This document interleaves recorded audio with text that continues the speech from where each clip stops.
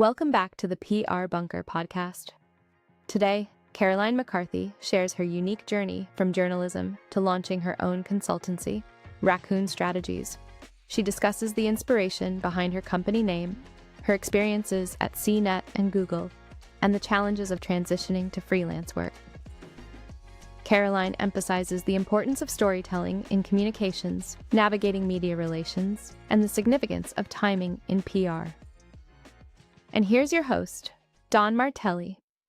What's up, folks? Welcome back down to the bunker. In my business, I have the pleasure of meeting a wide variety of people doing some really cool shit, working in communications and PR, and some mutual connections. Connected with my next guest, who has a really cool name to her company, just launched a new website, doing in this venture. Caroline McCarthy, welcome down to the bunker. Thanks for being a guest today. Thanks so much, Don. I'm excited. I mean, the first question I had to ask you when we first met was like, why Raccoon Strategies? I mean, that's so different, so unique. Like, tell me the story. So first of all, I just love raccoons. I think they're adorable. I follow all the raccoon meme accounts, but I also I think they're very underrated little animals. They have those little hands. They can open doors, they can ruin your house, but more importantly, they're very adaptable. They've shown that they can thrive and live in pretty much any environment. And even though I just sort of I feel a cultural affinity or they're cute, but I also think that when it comes to the companies I work with and the tactics that I implement, I think that adaptability and sort of being able to change and weather the unexpected is something that I very much wanted to connect to. And so I honestly sat around for quite a while as a freelancer, failing to register an LLC and launch a consultancy formally because I didn't know what to call it because I overthink everything. And I was looking at, what are some other words that would echo raccoons, but don't just call it raccoons. And I looked at the Latin name, which is Procyon, and there's a hedge fund with that name that would probably sue me. In other languages, it mostly translates to washing bear or washing rat. And I'm like, if I do business internationally, I don't think that's a good idea. So I finally just settled on Raccoon Strategies. I love it. But I mean, the short answer is I love raccoons.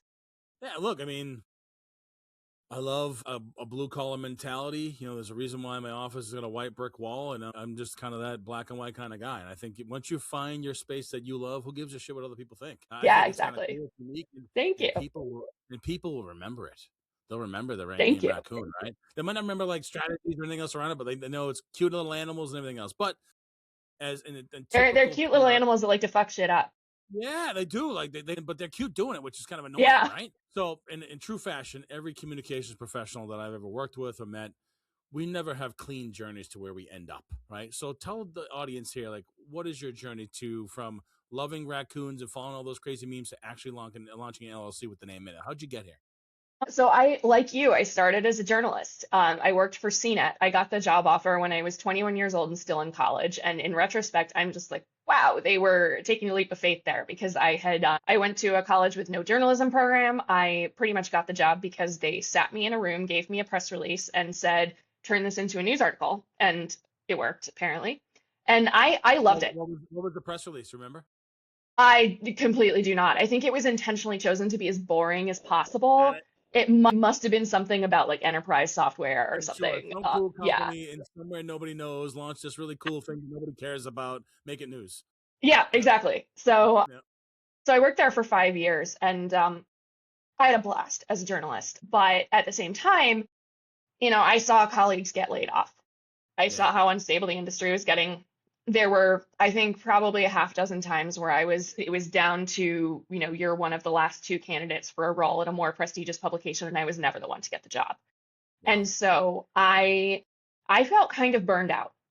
There's a lot that comes with being a journalist, and in this day and age with how publicly visible you are, your use of social media, how you're expected to use it, but you can't use it the wrong way, et cetera, et cetera. And it was still early enough that publications, and I loved my editors at CNET, but no publication had the systems in place that they do now for maintaining journalist safety, for ensuring that, if they become targeted by people who are, physically threatening them, that the publication stands behind them, that kind of thing. There were visibility was definitely kind of freaky sometimes. And so um, I took a job at Google, actually, working on a content marketing project that was very early in those sorts of content marketing projects, when back in the day when, like, if you were a big company and you launched a content initiative, it was newsworthy just in and of itself. And worked at Google for a couple of years. I actually helped with the Google Plus product, which, throwback. I used to love Google Plus. It was Oh great. yeah. That Yeah, was it really was I love that thing. I like, a lot of the bones are still in place and are Yeah. still, like, Google Hangouts is now Yeah. the voice chat, Yeah. Google Meet, things Yeah. like that. So great experience. The company was definitely, I was like, I would not have left journalism sooner, but I got the feeling that when I joined there, and I joined in 2011, that there were people who had been there just, 18 months prior, when the company was still very, very different. And I felt like I joined when it was just getting a little too big, and that I wasn't really finding my footing. There's a lot, the company really thrives on a lot of internal chaos and, switching projects. And this is actually something where, like, as a journalist, we would write these stories that were like, oh my God, Google shut another product down. What's going on? Is the company failing? That's all intentional. At Google, they will, like, launch a lot of products that are really just tests, and if it's not working, they shut it down. That's just accepted. And that was something that I didn't understand until I got there. But there was a little too much of that for the way that I wanted to work, and I wanted to build something and be part of it, rather than pop in for 4 weeks and get one initiative done and then move on to another one and never know how the first project even went. Sure. If that makes any sense to you. Yeah, absolutely, absolutely. And so I left Google. I freelanced for a little while. I was not really, I think, like, mature enough to freelance sustainably. I did not launch an LLC. I wasn't very good at acquiring new business while simultaneously working on existing projects. And so I had a huge project that took me to, like, multiple countries and things like that. And then that ended. And I was like, oh, whoa, I guess I need a new client. And I was just, it was so, I was still pretty young, and I don't think it was the right time in my life to do that. So anyway, I joined a startup, an ad tech startup that was called TrueX. Okay. I knew the founder because we'd been on a New York Marathon team together. And yeah, so, if you run 26 miles, or he was much faster than me, so we did not run those 26 miles together. But if you train alongside someone, you know what their dedication, their commitment is like. I think you get a better idea of what they would be like to work with. And so I worked there for quite some time. We were acquired. We were under 21st Century Fox. And then we were acquired again because a lot of their assets were sold to Disney. And then we were spun out and rebranded as Infillion. And I was there until, unfortunately, I got laid off 6 months ago. And it was kind of the kick in the pants that I needed, because I had been there for so long that I did not feel qualified to work anywhere else. I wasn't even applying, even though, my skill set was really not relevant for them in that phase of the company. And it was not the best fit for me. But I was afraid to leave. And I honestly needed to, just kind of be shoved out the door. And so, yeah, so I initially was like, okay, I've got to find a full-time job fast. But unfortunately, I live 2 hours outside of New York City. Every company is now saying, or not every company, but most of them are now saying, like, can you be in the office 3-4 days a week? And I'm like, I can't. Or rather, I could, but yeah, my quality of life would suck. Yeah. 2 hours each way. Yeah. Even if I do an overnight here and there, like, what's going to get cut is my workouts and my time with my family. And I value those. So totally. It was like, okay, well, I guess I'm going to try to strike out on my own. And 6 months in, it's shockingly going really well. I have also, to my own surprise, so far, not made the same mistakes I did the last time I was freelancing. I made it official as of January 1st that I operate as Raccoon Strategies.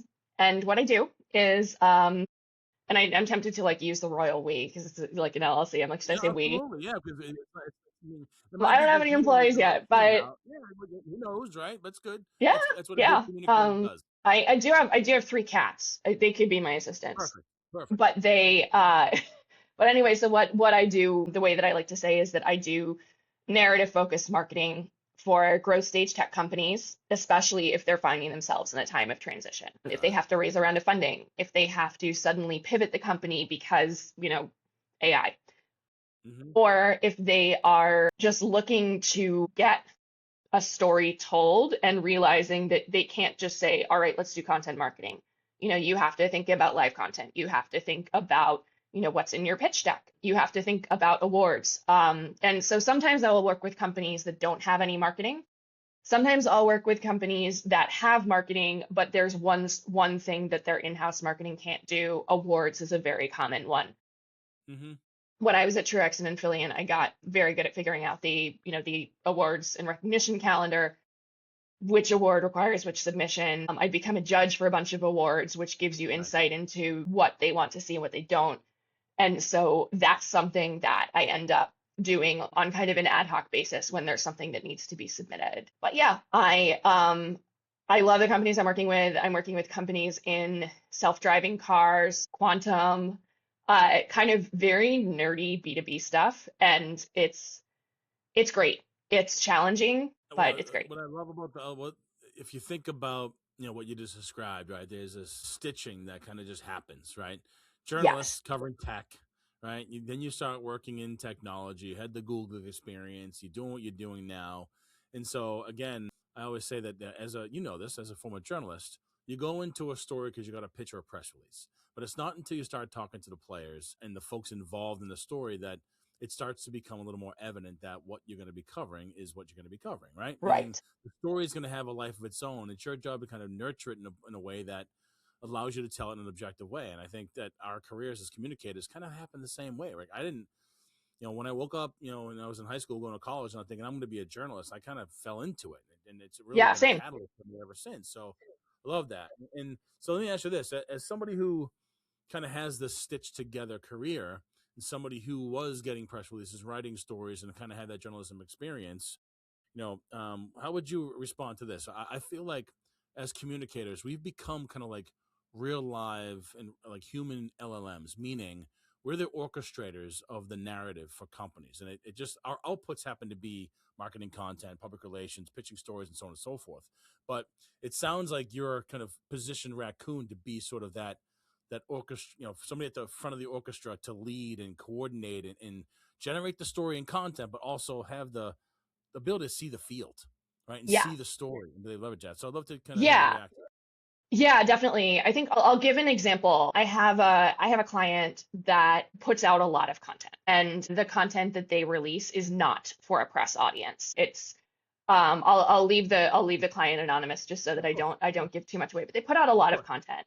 And sometimes they do a lot of research, they'll put out content that is newsworthy on its own. And the challenge for me is that the intended audience for this research content is not the press. But the press is going to cover it. And what I have to work on with my client is the fact that we are in some ways finding two different ways to tell the story, one for their audience and one for the media. Mm, And as we were working on finalizing this, the full-time team at my client was saying, oh, well, this is the most important part of this, and this is what we should play up. And I was like, no, well, yes. However, while that is the most important part of this research for ongoing work with your clients, because they're a B2B company, the press is going to latch on to this one very particular part of the research. The intended audience is going to think is the least important part of it, but it is the most press worthy. yeah, yeah, it So is. finding that angle in storytelling is sometimes challenging. I think that and having worked as a journalist myself, I think that that gives me a lot more confidence in being able to give them that recommendation and say, you're going to get on calls with potential clients who want to, buy your data. Great, they're going to ask you about X, Y, and Z, but the press is going to ask you about A, B, and C. And you have to be ready for that, even though from a pure data standpoint, that's not the most interesting part of it. Yeah, I mean, I think it's a unique skill. I mean, I think if you come from the newsroom, you know what news is, and it just And there's no 1+1 × 3 underscore this affinity of y of a fraction of that equals news. It's a gut reaction, and I've tried to It describe really, this. I try to describe it, and it's so like you get it, I get it, but like you talk to the average marketer who's working in email or SEO, oh yeah. they're like, the press would love this. Well, that's because you got these blinders Yeah. Oh on. my God. I was literally just thinking about that exact phenomenon earlier today, which is that I have had clients and this is more none of my current clients. This is a past anecdote, as well as when I was in-house working in ad tech. If you have been working on something, insular full time for so long, you can really get a misconception of its own newsworthiness. And so the last time I was doing freelance comms and marketing, I had a client who just wanted me to be pitching him everywhere. And I was like, well, you have to be able to talk about news. You have to be able to talk about who your clients are. Because this was a B2B client, or that my client was B2B. Their clients were startups. And I was like, you have to be able to talk about who your clients are. You have to be able to talk about your growth. And he just didn't want to give any detail. And I was like, you're not newsworthy. I mean, you are, but you're not willing to be forward enough with that. And he just could not wrap his head around that, and we stopped working together. So Yeah, I mean, yeah, I get in the habit these days when if it's depending on what I'm pitching, I'm at the point where I think we have to be brutally honest with our clients and say, we look, really, really do. if you've cured cancer, it's going to sell itself, right? If you've developed a technology that slows down, the after effects of cancer treatments like no other process or procedure has, great. If you created some pill that takes care of weight loss, it's already been covered, right? So we have to stay on top of the news for our clients in their spaces, but also other stuff happening. Like just in the last 24, 40 hours, depending on when you're watching this podcast, you've had folks like Jesse Jackson pass away, Robert Duvall, right? These in it doesn't those two folks passing have nothing to do with what drives my business, but it drives what the media pays attention to. And with the fact that there's so little of them now, and there's Yeah. so much going on in the world, and the fact that there's other information coming in from other sources, Substacks, TikToks, But yeah, podcasts, we are at the dam trying to hold this thing up. And so your insight about having that innate ability to describe what is news and what is not news, which is why I think goes back to my question of how we orchestrate other outputs, because it's not just about media all the time. It's just about other content in other forms, whether it be presentations, email marketing, social media. hmm So but it's also kind of the reason why we still chase the work, because I think as former journalists, we love yeah. chasing the story, right? No, absolutely. I can give you a more concrete example. Very Yeah. recently, just last Yeah, month. fire away. So I work with a company called Obi, and Okay. they are a consumer app for aggregating rideshare prices. And then they have a data product. Yeah, they're great. So like where I live in the suburbs, sometimes Uber or Lyft can be 3 times as expensive as the other. Like sometimes it's one, sometimes it's the other. And so the Obi app will give me the price comparison in real time, so I don't have to open two apps because otherwise I would have to. But anyway, as a result, because they have a million users all over the world, they get a lot of data. And their data reports specifically on robotaxi rideshare have gotten a ton of interest among journalists, but also among analysts who track companies like Tesla or like any automaker or tech company that has a self-driving car division.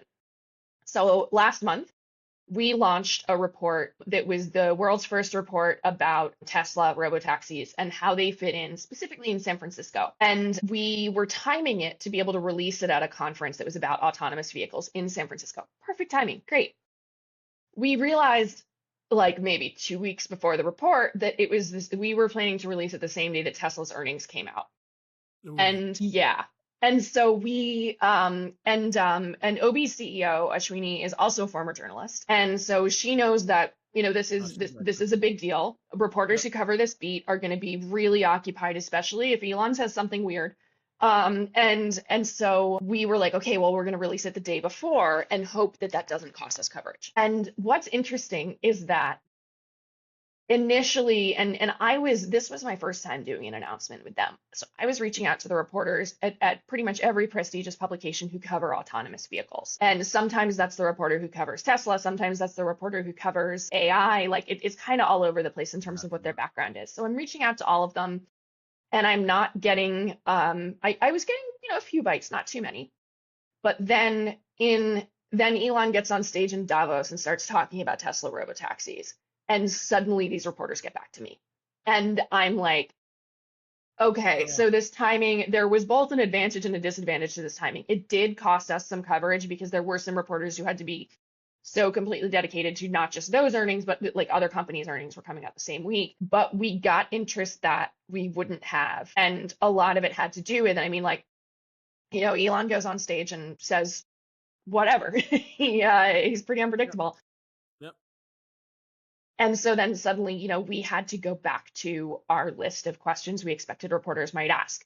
We had to anticipate that there was going to be much more of an angle on, like Tesla's future and how much they're banking on these robotaxis. Because in this talk in Davos, Elon was basically saying like, this is the future, blah, blah, blah. We're really weighing on this heavily. And so it was a learning experience for me, first in that I really have to keep better track of earnings again, because working in ad tech, even when it comes to being on the PR side, you don't have to care about earnings all that much because, the agencies that are publicly traded will just have another bad quarter, and it's like whatever. Yeah. So Well, yeah, I mean, but that was a very good learning experience for me, but also looking at, you have to pay attention to the news. You have to know what's going to cost you coverage, what might gain you coverage, what might cost you some coverage but gain you other coverage. Yeah, and even as you're doing the assessment, you could be an hour or two away from the moment in time, and something happens, right? Exactly. Yeah. Like even then, if say nothing happens, your event or your press release, your pitching goes out without a hitch. Reporters do interviews and blah blah blah, and then from the time the reporter hangs up the Zoom or puts the pencil down and so on and so forth, the worst part of the entire experience for me is waiting for the article or the segment to run, because there's sometimes where the interviews happen and the piece never runs. Right? Oh yeah, and that's something. Article going, like, oh no, something else happened. Like there's so much uncertainty and volatility in that process. It just drives me nuts. But that's just part of what we chase. Yeah, and I also, something I learned as a journalist was that there's sometimes a journalist will do an interview with you without any intention of covering the story, but there is a reason for them to do it. I remember very early in my journalism career, I got pitched by a startup, and I was like, I don't have time to do this, whatever. But a colleague of mine who covered Google took the pitch, which was fascinating, because I was like, well, why were you interested in this? Because the founder used to work for Google, and she wanted some anecdotes from him for a story she was working on that was about Google. And I wasn't sitting on that call, so I'm not 100% sure whether, she brought that up with him. But at the same time, I definitely, with my clients, I have to say, this may not turn into anything. This may turn into something down the road. Even if they say they will not publish a story, but they're willing to talk to you, take the call, because then they've gotten FaceTime with you. Yeah, it is worth your time. I have also had clients sometimes push back on like the reach of a particular news outlet, and they're like, is this one worth my time? And I'm like, of course it is worth your time, because even though it's small, it's reputable. If it's not reputable, totally different story. But also, if there's a smaller news outlet and there's a reporter at that news outlet who I know is extremely good at what they do, that reporter is going to work somewhere else someday. And if they are on a first name basis with you, that makes all the difference. You alluded to it. There's a couple things. You take the call from the reporter if they just want to have a conversation with you, because it's networking, you're building a relationship. And frankly, absolutely, my connections in the media, calling my clients directly, great.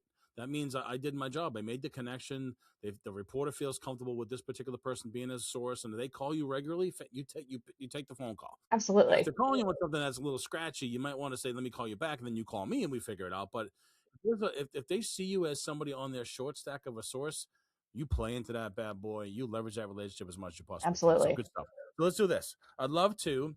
I heard a little bit about you running and athletic, right? So in all your free time, when you're not working on clients, chasing reporters, trying to get coverage, what are some of your kind of good habits you've built as a communication professional, things you're doing personally? What else drives you to do what you do and fuels kind of the raccoon that's outside kind of getting your trap?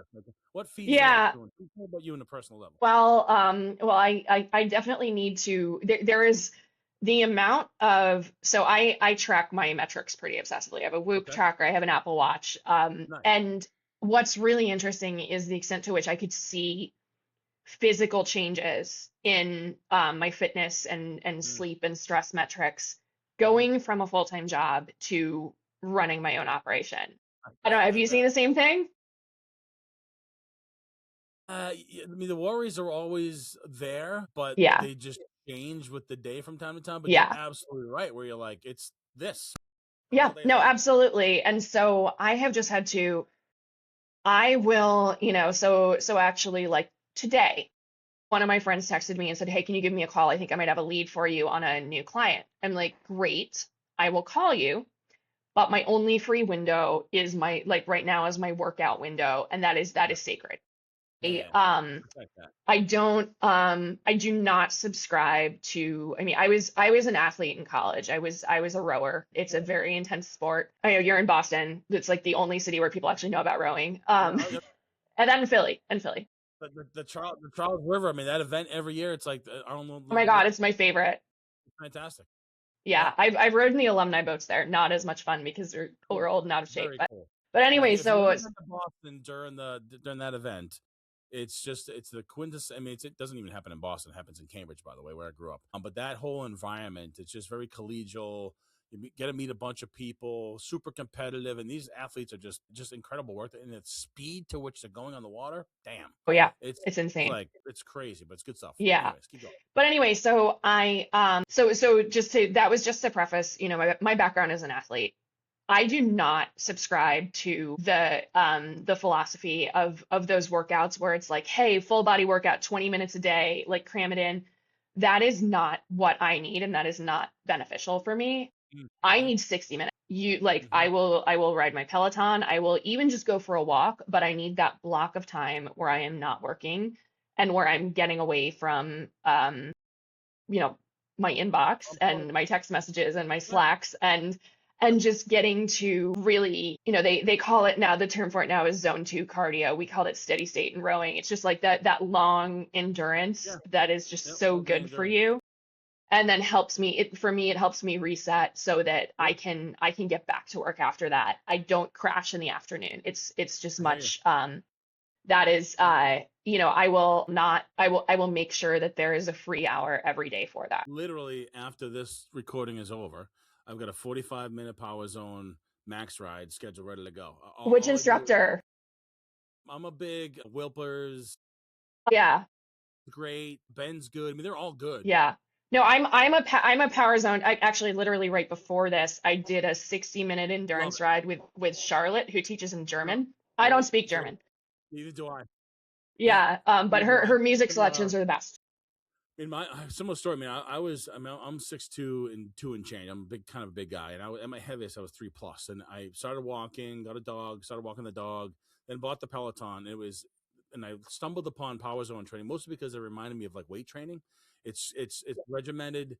It's you build and you grind. You can take the same ride 5 times over, and it always pushes you because your zones change. And the fact that you can do a 6-week program, by the time you're done with your 6 weeks, your wattage has increased, and you can retest and literally do the Yeah. same exact thing again. You're kicking yourself in the ass every single time. But to your point, I get off these rides and I'm like, I want to run through a brick wall. I'm like, I'm ready to go. I can go another 10 hours. I'm Oh fantastic. yeah. So, but I think what I love about kind of Power Zone training, I talk about all the time, is that you're fighting against yourself. And that's the only thing you can control is the effort you put into it, because all this other stuff is happening is very analogous to what we do for work. You can only control your strategy, your focus, your knowledge of the media, what can get coverage, but there's other shit that happens outside. You just got to deal with it and just ride in zone 4 from 3 minutes just to kind of Yeah. grind through it and hope to get it at the And end. But and there you go. what I like about Power Zone rides is that, and for listeners who don't know, the Power Zone rides, they tell you to stay in these sort of like personalized output zones. Oh, 1 through 7. 1 through 7. Yeah, 1 through 7. If I am not doing a Power Zone ride, I will sometimes overdo it. And Yeah. I will go too hard to try to beat a score, and I will burn myself out. Yeah. But what I like about Power Zone is it's like, you might have more energy than it tells you to use for the ride, but you're not getting what you could out of the ride. It's kind of like it's almost like that work smarter, not harder philosophy Yeah, applied to yeah. fitness. I bet you there's a ton of us PR constable out there that are just grinding through Power Zone rides and Max rides just to get the crap that's in our head out of it and just sweat it Oh my out for God, fun. it helps so much. Although I gotta say, I was in the recovery zones on today's ride. I was Nice. checking email, and I kind of feel bad about that, but Yeah. It's all sometimes it right. happens. Oh, good. Hey, that's what that's why it's called a recovery zone. You can ride all day there. You can Exactly. juggle, you can knit a sweater, you can do whatever you want in those zones. Yeah. So let me ask you this. So before we get to the end here and wrap up, like clearly you just stepped on the dance floor, launched your business, got the website up and running, which we'll get to in a second. What do you think is next for Raccoon Strategies? Well, let me think about that. What's next? I have a great roster of clients right now, and I'm really, really excited for what some of them have in the works. I'm going to be in Miami next week. One of my clients' CEOs is speaking on a podcast at a live taping, and then the one thing that I'm kind of gearing myself up for, and again back to the power zone philosophy, making sure that I don't overdo myself, is that the submission window for Fast Company's Most Innovative Companies opens in a couple months. And the last time Fast Company had an award submission coming out, I had a couple of last minute clients that were just for a one-off being like, hey, can you submit this for us? So Mm-hmm. I know that's going to be when Right. the window for a big award like that is open. I know that's going to be a little crazy. I think I'm going to be working on 3 or 4 submissions already, and then whatever else comes in, because that's one that I've won multiple times. So I can be a proven value add versus just saying I can be a value add. I mean, So they that's say it in a our business. There's never a loss of things to do when you're in I communications. There's always a know. story to Yeah. pitch, an award to do. I mean, always something to Yeah. do. And I definitely I have to keep myself from getting a little overexcited with those sorts of things. That, even if it's a quick buck, I would rather do a really good job for the clients I have Yeah. versus take on another one. And I actually just turned down a client recently because it would have been a very small engagement. And I'm like, I don't want to subconsciously devalue you. I don't want to feel like I'm half-assing it just because your budget is smaller and the scope would be smaller. Mm-hmm. Mm-hmm. No, I want to do a really incredible job for the clients that I have. That's not to say I'm not open to new ones, because I definitely am, especially since I have one temporary engagement ending in April. But it's the kind of thing where keeping yourself in check, knowing your own limits, and knowing that you are in it for the long haul is something that I've learned that you really have to, when you're independent, when you're running an agency, you have to be able to monitor that. And I think that that's actually Oh yeah. something that's a little different from when I was working as a journalist, because when you're a journalist, when there's news, and if there's more news, there's more news. And I found myself, I'm just like, yes, yes, yes, yes, yes, I'll cover this. I remember in I think it was like 2009 at it was the Web 2.0 summit at the Palace Hotel in San Francisco. I filed 9 stories that day. Wow. Were they good? I don't remember, Wow. but it's the kind of thing where I think, and I think things have changed a little bit. I think the late 2000s, early 2010s, there was a push for volume with journalism that you don't see anymore. Yeah. But Valid. long story short, I didn't learn the lesson about moderation in my professional work then, and I've really had to apply it now. Yeah, you have to. I mean, with everything, it's time management. It's the projects you take on, the ones you want to do versus the ones you'd like to get that are revenue heavy, that sort of stuff. So just Yeah, that's the balance of us as solopreneurs, especially in communications, where we have a seat at the table, right? We're talking to folks that are executives, co-founders who are worried about driving growth and revenue, and they rely on us to do a million things, oftentimes that are either in scope or out of scope, but we're at the table for a reason. So it's good stuff. So one, congratulations on launching the company. Glad thank you you. burned the boat, right? You set that boat off, send that W-2 around. Now you're on the island doing your thing like the rest of us. But what's your networking platform of choice? And then where can people find you in that, as well as what's your website address?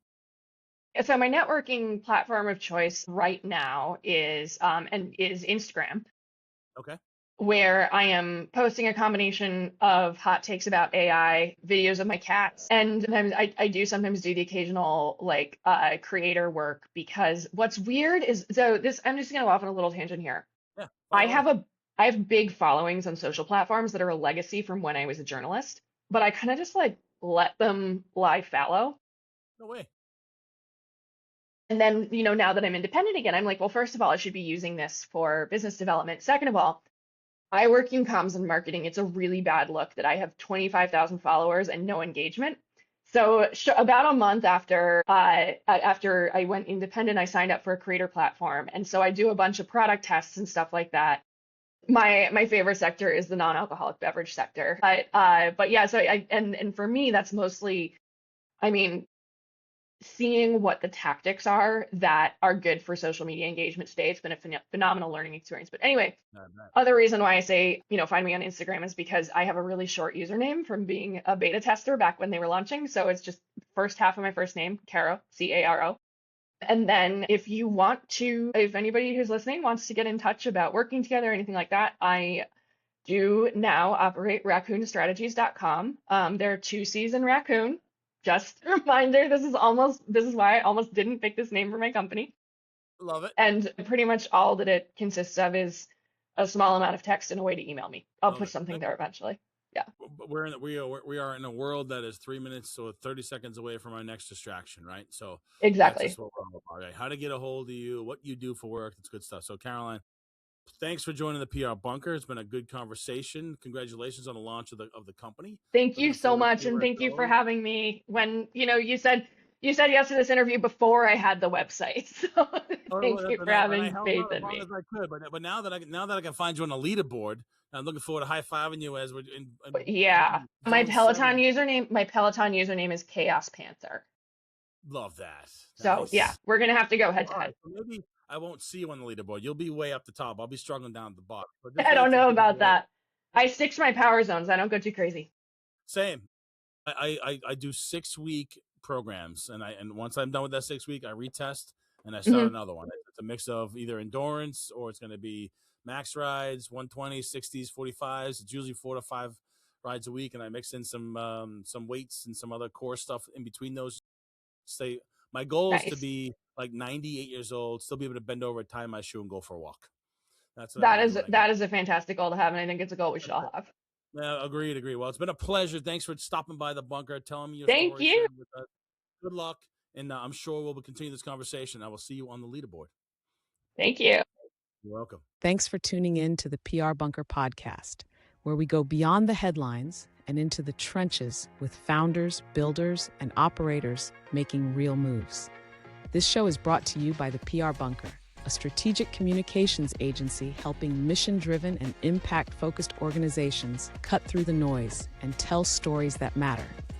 Want to learn more? Head to prbunker.com and subscribe to The Bunker Briefing, our monthly email newsletter packed with a 45-second read that's stacked with value. We're talking practical PR and communications insights, networking tips, and strategies to help you navigate the moments that matter. If you enjoyed this episode, be sure to subscribe, leave a review, and share it with someone who needs to hear it. We've got more raw, real conversations on the way. So stay locked in. Until next time, keep building, stay resilient, and remember, momentum favors the bold.